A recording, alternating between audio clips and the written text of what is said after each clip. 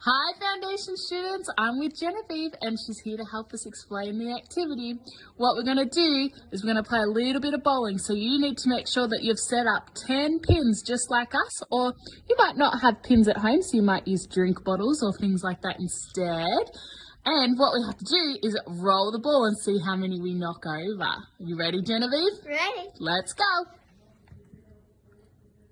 Ooh, how many did you knock over, Genevieve? 0. So 10 take away 0 leaves how many? 10. Well done, Genevieve. We're going to have one more go. Off you go. Oh, there we go. How many did you knock over?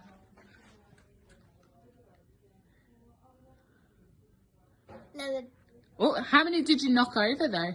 1, 2, 3. Oh, how many did you knock over? 1. 1. And so 10 take away 1 leaves how many?